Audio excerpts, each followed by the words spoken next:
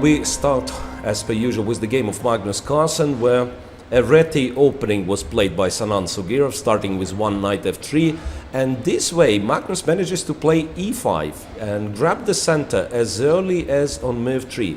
d3, d5, well, and I think I know this system, so the knight will be developed on e7, right after castle short, it's knight to e7, yeah, then short castle. Yeah, knight to e7, then short castle for black. He's ready to support his center in case of c4.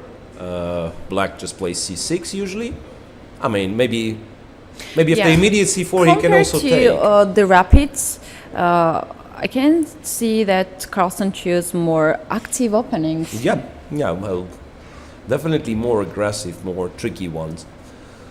And this way, well, I'm not sure about knight c3, because I thought White's idea was to take on d5 immediately and then to enter a Pirc line with g3, once again with colors reversed. So it would be like White playing the Pirc defense and has a tempo up.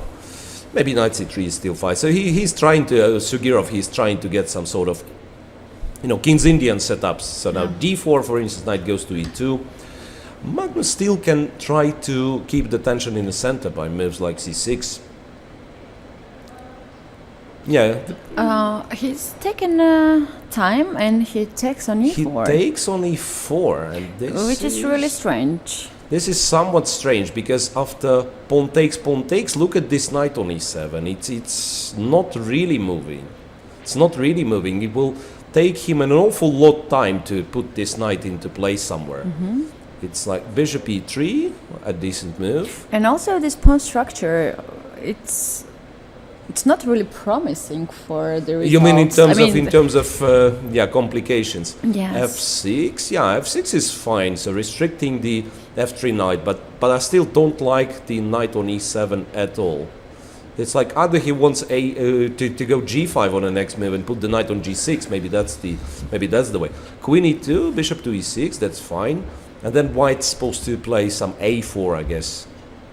Knight from f3 goes to d4 and to d2 and c4.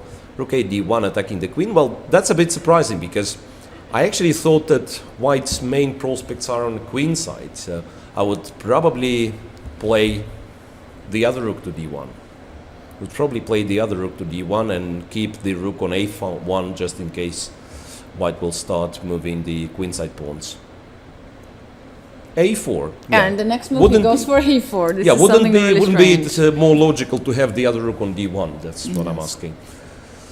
a4, Magnus decided to ignore the a5 threat. Well, positional threat of a5 played.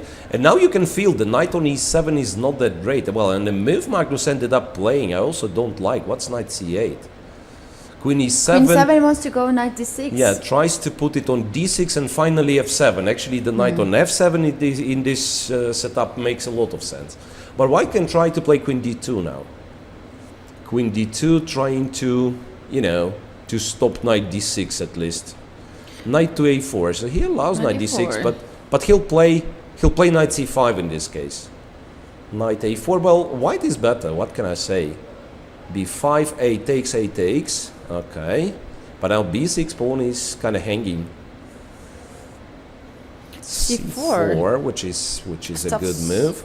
The pawns yeah, on the b5 queen side. is no longer, well, b5 is possible actually, because if White takes on b5, Black will take on b3. I mean, it's very, very, once again, very sharp. It's not like a straightforward. Maybe he will go for that. Maybe he will end up going for this because needs some. Well, I mean, he can play position. Yeah, he can play some, some move like rook b8, simply protecting the b6 pawn.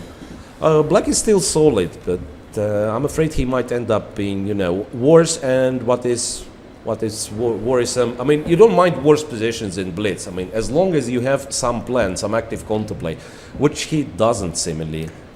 So now b5 seems more comfortable in this position. b5 is definitely an option, but White has bishop d2. Bishop d2 is there, but also some knight b2. Just not to react at all. Then rook comes on a2. Rook a2, yes, but hard to say once again. because now since the No, queen rook left, F7. yeah, look, since the queen left, the knight was not protected on d7 as well. Queen to I don't e7 really understand of the rook f7 move. to free the square on f8 for the For bishop. the That's bishop, what he does. alright. Yeah, bishop f8, and now once again, I mean, maybe queen e8 and bishop to. Well, it's still very passive position. What can I say? Very, very passive Carlsen position. is for down Magnus Carlsen. to 40 seconds. Queen e8, rook fd1. Sanan is playing very logical moves without, you know, much of a hesitation. Both down to less than 1 H4. minute. h4, yeah, with potential idea to go king h2 and bishop h3 to swap the light square bishop, which makes black's life even harder. H5 was stopped. Yeah, By h4, h5. black Well, pawn. it's like the first reaction, right? Your opponent plays h4, you go h5. Knight back to c3. Magnus wants to play with the knight, but no, he goes King for king h7. h7. King h7, queen d2. Now the knight on d7 is hanging. Knight c5. Well, it's not Rook that d8 comfortable because there is possible. rook d8, rook No, b7. he goes for rook b7. I know the Passive knight was not defense. hanging, but it's still, yeah, it's still not comfortable. Yeah, I don't really like Magnus's position now. King h2, bishop h3 is always an idea. Knight to 91. e1 to bring it all the way to c2 and.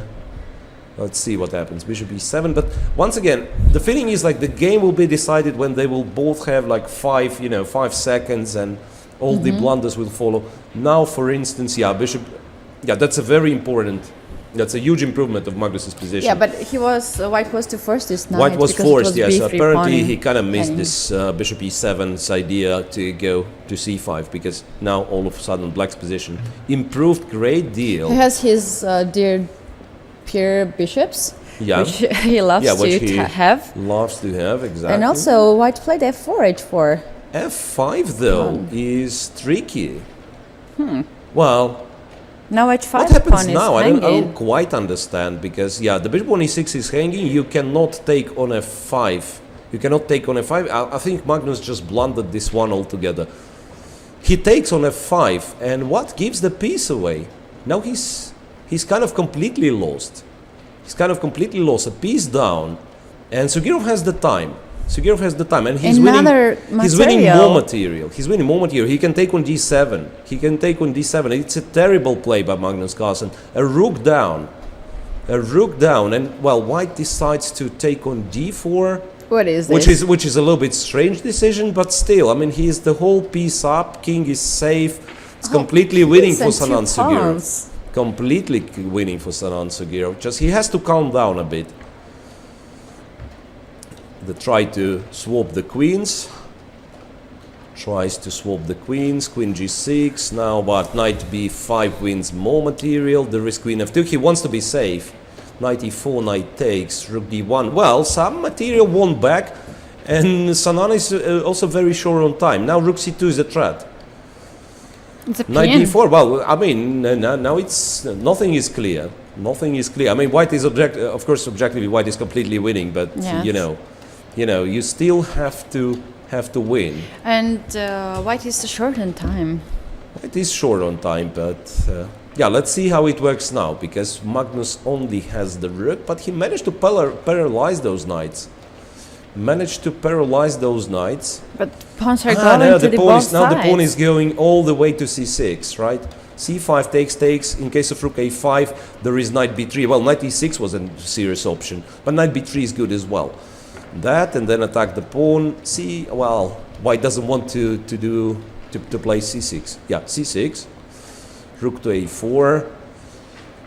And then the king is coming. There is still a defensive idea for Magnus, like to eliminate all the pawns at the cost of a rook, right? So two Right. knights are not winning. Yeah, cannot That's win. being the point. But there are too many. Oh, we have The pawns are too many. handshake. So smooth victory, it seems, for Sanan Sjugirov.